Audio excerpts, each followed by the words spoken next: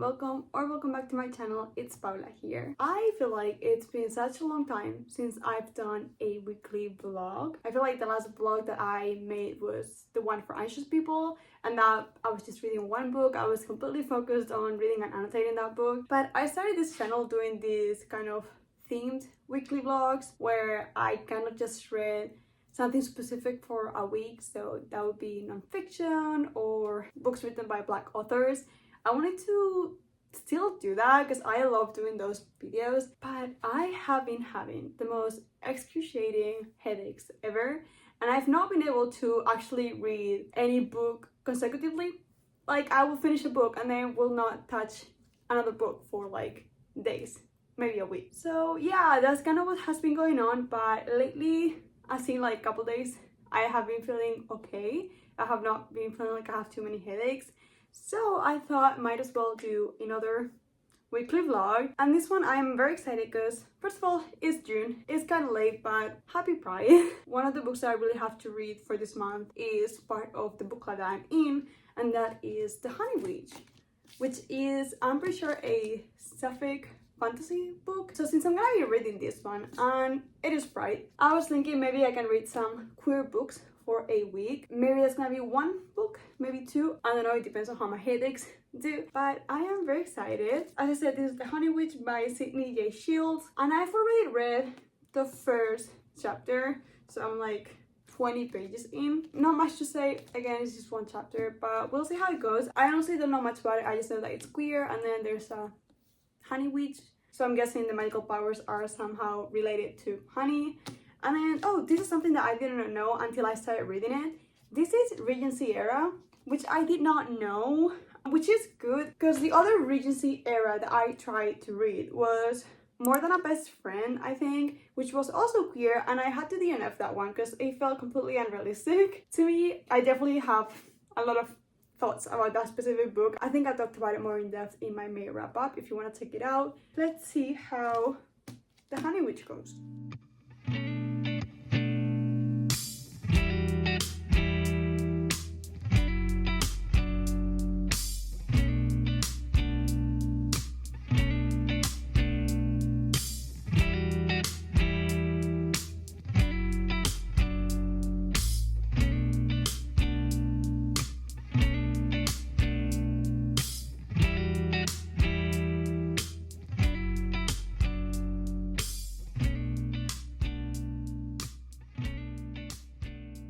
So I've reached part 2, which is page 95. My thoughts about this, I am not very sure about the writing style. I don't think it's for me. It's not bad, it's just I'm not very used to reading in a present tense, I guess, especially not when it comes to like fantasies and like Regency era type of books. Somehow it doesn't really feel like it fits. Also, I feel the pacing of the story kind of whack a little bit. It feels like at the beginning things like happened very quickly.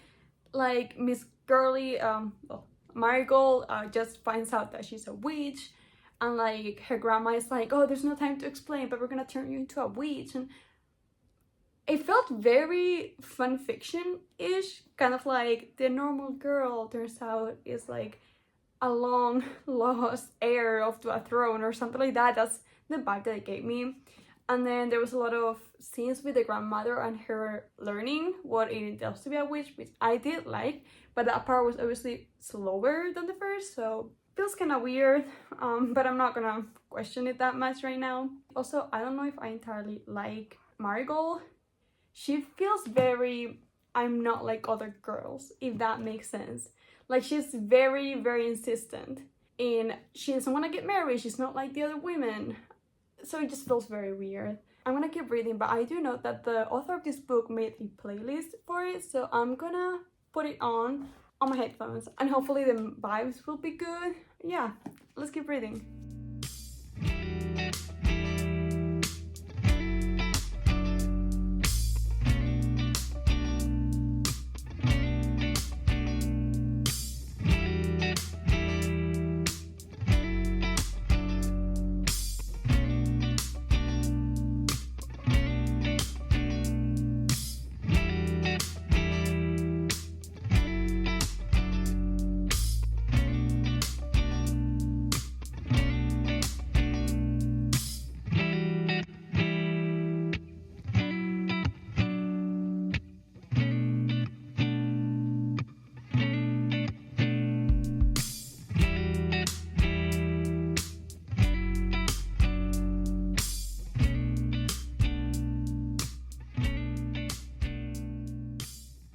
So I read part 4 of The Honey Witch. I feel like I've been reading a lot, definitely more than the past week. Let's see, part 4 is page 302. It's still giving pretty much, I'm not like most girls vibe, but it is reduced, is way less. Especially the scene that made me think like that about the main character. Her grandma was like, don't you ever judge people. And honestly, she's a queen. The grandma in this book, a queen. But, and this is not a spoiler, it says in the synopsis, the grandma in this book passes away. And I do think the passages about grief, or how grief is described, I am very much liking this. I think those are beautiful. I'm still not vibing that much with the writing style, but it's not such a turn off that it will stop me from reading. Also, the love story, and this is important. It started quite well. It's kind of like an enemies to lovers kind of vibe. So like there's like a little bit of infatuation, but for the most part, like they can't stand each other type of vibe. And then there's a reason why. And when we get to the point where we're kind of like figuring out what like this curse that the main character has means regarding to them, the moment when we start like realizing stuff, Lottie, which is like the love interest, she goes from being incredibly like stoic and quiet and kind of rude. She was starting to like change a little bit and like be more comfortable with the main character. But I feel like at the moment where we start realizing, oh, what's happening with this curse, she's all like, you know what, I will die, I just need to kiss you. What? It felt very rushed given how much, I don't know, just how much they were like not hating each other, but like how much they refused to acknowledge their feelings. The girl that was even more likely to not acknowledge her feelings, she was like, you know what, it's okay if you're cursed, we can break it, let me kiss you, let's find out what happens. It felt very weird. I thought there would be like a little bit more conflict about it, but I think that's mainly how I feel about this. Story has developed. We are kind of going to like the main conflict, the main storyline. There's gonna be, I'm gonna guess, some type of like big fight. I think we're going towards there, but it just doesn't feel like urgent enough for some reason. I know this is described as cozy fantasy, and obviously there's supposed to be like low stakes, but I feel like the stakes are high, but for some reason they're just not giving it like enough importance to it. Like there's no rush for it, but that's how it's going. So I do think I'm gonna keep reading a little bit, but I'm just gonna chill with my dad, so I'm just not gonna record that. Honestly, this is a very chaotic vlog. It is what it is. I will see you when I see you, I guess. Okay, so I feel like I've been reading a lot in bed, but it is what it is. My current head pain, like headaches, is literally not letting me do anything at all except rot in bed and potentially read. Sometimes I've been also catching up with 911. So it is what it is. I'm trying my best here. I did finish yesterday The Honey Witch by Sydney J. Shields. I think I'm gonna reserve my opinion for the end of this video. It's not like I'm reserving it. I've been talking about it for a while now. So my opinions are there. I've shared them. But I feel like when it comes to rating, I really need to sit on it. I always need to sit on any rating. So we'll talk more about this book later. Also, I have a headache. I don't want to be talking about this book, honestly. I'm thinking I don't know what to read now. I have some options on my Kindle, but also I'm not feeling anything heavy. So I thought, why don't we check on my Libby app if there is anything from the Queer Liberation Library that is available now. Hopefully a graphic novel. I've been in the mood for it, so come with me to see if there's any nice fun graphic novel I can read. I know that they had the Tea Drama Society available, but I am not seeing it anymore. Okay, so they do not have the Tea Drama Society anymore. They do have a lot of manga. I don't know if I'm in the mood for manga. M is for Monster. Ooh, and it's inspired by Frankenstein. Alright, so the book I've decided to read is called M is for Monster by Talia Dutton. And it's basically about this scientist that tries to bring up her younger sister back to life, kind of like Frankenstein. And it's a graphic novel about ghost, identity, and family. And it looks like it's queer too. The main character, the scientist, has a non-binary partner, so I think it fits. And honestly, it looks pretty nice. Wait, let me show you how it looks. Yeah, that's pretty. Okay, I was gonna get it on my Kindle, but because it's just a black and white, and I have my iPad anyway, I think I'm gonna read it on my iPad so I can get the whole full color experience. That's what I'm gonna read. It's for Monster. Let's see how it goes. I do love Frankenstein, so I have high expectations for this graphic novel that I have just found about.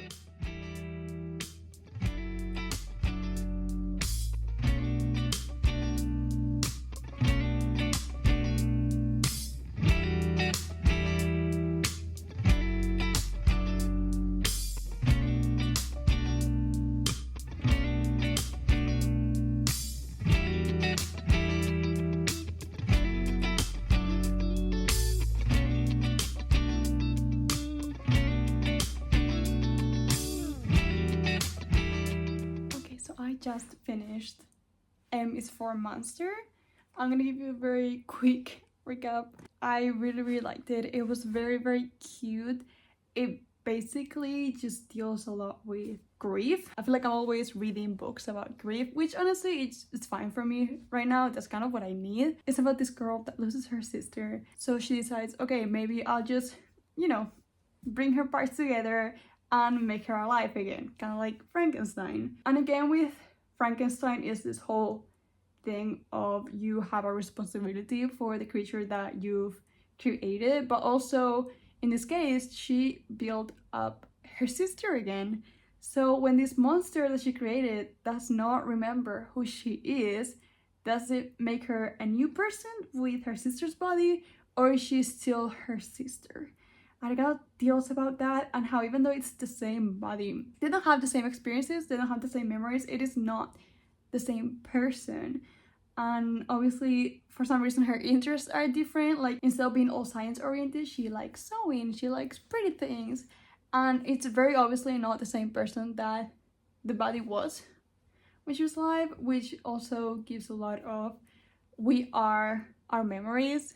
Our memories are who we are. If we don't have that, are we even the same person? And I just thought it was beautiful.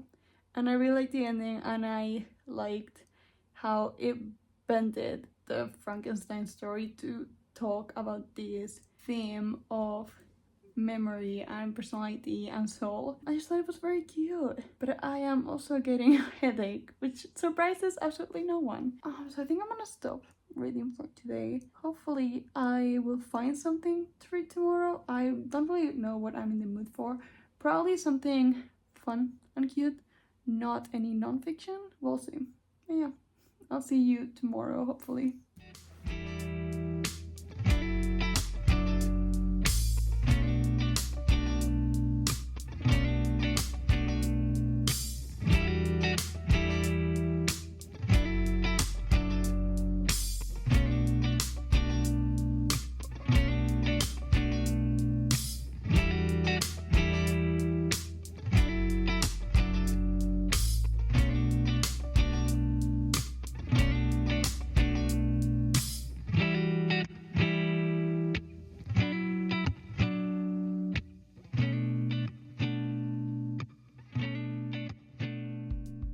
Hello everyone, this is the end of this very chaotic vlog. You know, some weeks are like that. Some weeks you are barely able to read one book. I did read quite a lot given that I had such painful headaches. Honestly, I've had migraines for mostly my whole life, but I feel like these past 2-3 weeks I've been dying. So reading has been hard, especially because the last book that I fully read made me cry so much. And it's just, people, why did you destroy me like that? Anyway, I feel like it's a good moment to kind of like talk about the books that I've read. I think I'm gonna start with updating you on the last book that I never talked about because it hurt. I was reading and it was really painful, so I was just reading like here and there. But the book that I'm reading, and you might have seen a clip of it, I requested on NetGalley, I requested an ARC, an advanced reader's copy, because I saw this cover and I read the synopsis and I was like, what do you mean? What do you mean this is a gothic queer story? about a folklorist and a naturalist, and the vibes, I don't know, there was just something between the synopsis and the cover. I was like, I want to read this book. And that is Dark and Drowning Tide by Alison Soft. This is her adult debut, I'm pretty sure. And I requested it on NetGalley, not thinking I was gonna get it, but I got it. I got it the other day. And I was so excited, and I was like, oh my god, it's also queer, so that means I can fit it in this video. Amazing timing. But yeah, I started reading it a couple days ago, and I've reached 65% of it. I'm like over half of it, and I feel like my brain is a little bit scattered, so I'm gonna try my best to tell you what I'm thinking about it. So A Dark and Drowning Tide is about this folklorist. She is setting up on an expedition with basically her like favorite teacher, her like role model. She is going on an expedition with her and 5 other people that are, let's just say, not great. Let's just say not great for now. And during the travel, the professor dies. Actually, she is murdered. So now our main character, which name is Lorelai, she needs to find who killed her, or the king will, she will have to pay for the price if she doesn't discover who the murderer is. So basically that's about it, but they're also in the expedition, they're trying to find this like very important lake that is supposed to be like the center of all the magic in their world. So it's very interesting. So far I feel very heartbroken for Lorelai. It is hard to be heartbroken for her because she is such I wouldn't say horrible, I wouldn't say nasty, but she is definitely very strong in the way that she puts walls around herself, and she tries very, very hard to come off as a horrible person. Because if that is what they think of her anyways, she might as well give the illusion that she is. But your heart breaks for her a little bit because of her situation. She is a Yeva. In her world, people despise them. They are like horrible to them. They have horrible stereotypes. Like, people cannot stand them, and they're not even like full citizens of the region that they're in. They cannot even leave the city at night without supervision.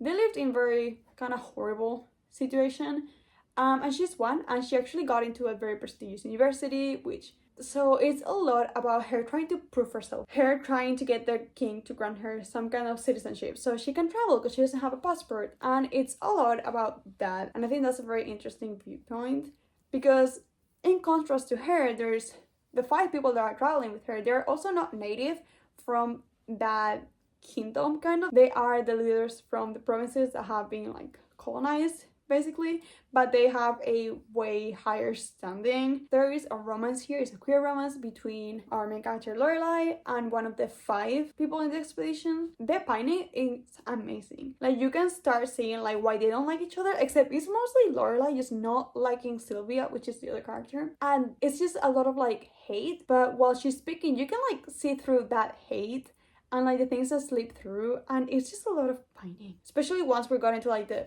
60%. So that is very, very interesting. That is very nice. It feels like it's leading to a very like harsh confrontation about her and liking someone that is basically a person that represents everything that she hates. So a lot of dynamics there, very fun. The plot though, I don't know where it's going. Like the whole travel to find this lake, it's just going, I'm not really getting it, but hopefully I will get it. Again, 65% only. But let's actually review now. The Honey Witch by Sydney J. Shields. I think I'm gonna give this book a 3.75. I think that's a good rating. Things that I liked. I liked the depiction of grief and its understanding and how it is explained in this book. It feels very real, very intentional. I think the author dedicates this book to her grandmother that passed away. So I feel like everything that the main character goes through her grandmother's passing is mostly a reflection of the author's grief. And I feel like that was quite accurate in how it was described and portrayed. It was quite beautiful. I did read some sentences, some quotes that I loved very much. I really, really liked the whole idea of honey for magic. It felt very original, and I just loved the description of it, like how she was picking the honey out of the hives.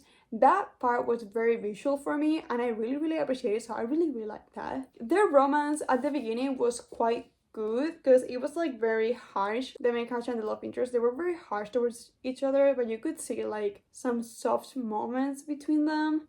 and that was kind of ruined by the moment of like the confession, like when they get together. It felt very, very like rushed. I think the writing was just not for me. I feel like if I'm reading fantasy, I would rather read it from a past tense, I guess you would say. It felt very contemporary in the way that it was like present tense. So it was not my cup of tea. It wasn't that bad that I had to like stop reading, but not for me. Also, again, the romance was kind of ruined for me a little bit, right? Kind of, yeah, 75% through. And then the main thing, I guess, and this is just a me thing, probably, I've never really read cozy fantasy, but something that I've heard represents cozy fantasy is that there are very low stakes. These were like high stakes, just not taken seriously. Like, this woman was gonna be immortal, take away all of the things that you and your family worked for, and potentially most likely kill you. And there was absolutely no urgency. Like, there was urgency, but it was just not shown. For some reason, it didn't come off like life, death situation, you're in danger. So there was a lot of things that I liked about this, and there's a lot of things that I do not think worked out well. So yeah, 3.75 to The Honey Witch. And then I read M is for Monster, and I thought it was incredibly cute. I think I'm gonna give it a 4.5 stars. My only issue was it was too short. I loved just the characters. I loved the storyline. I loved the turn that it gave, because the main thing, I feel like the main discussion point with Frankenstein by Mary Shelley is the whole morality and responsibility. First of all, who are you to be creating life? You're not God. And the second one is, if you've created something, it is your responsibility. And with Victor Frankenstein and his monster, he created something, was horrified by it, and abandoned it. And everything that came about it later was because he abandoned him, basically. So when I was reading M is for Monster, that whole aspect of it was not entirely discussed. It was a new morality question, kind of. It was like new questions to be asked about creating something like that. In this case, it was not creating a person from scratch. It was bringing to life someone specifically. So in this case, it was like, if you bring back someone that you love, are they the same person if they don't remember their previous life? It may still be the same person physically, that is their body, and that might even be their soul, but if the memories aren't there, are they really the same person? And we get to like see how this body, because she's honestly just a body at the beginning, she was nothing before and now she is something, and she's trying so hard to be what the person that created her is because of that creator's expectations and that fear of being pulled apart again. And it's just heartbreaking, and it was just such a cool story. It was so beautiful. It was great to see how this person who wasn't nothing before stood up for herself and her body and realized that that is her body, that is her. She's not less worthy because she came from something else. And how this main sister, got to let go and properly grieve the sister that she lost. And there was a lot of things about it, and it was just beautiful. I really liked it, so I feel like a 4.5 is a great rating for it. And yeah, I think this is all I can speak right now. I feel like I've been speaking for so long. These are all of the books that I read. It just happened that they're all, at least two of them, like the main two novels, they were sapphic. I am bi. Those are just the stories that I like reading, but I do want to try to expand a little bit. So I do have a list of books that I want to read to diversify my read, so it's not just like sapphic stories, because I feel like I've read a lot of that this year. If you've stayed until now, thank you very much. I hope you liked the video. If you did, please like and comment and subscribe. That would make my day. Hopefully the next one is not so chaotic, but I'll see you then. Bye.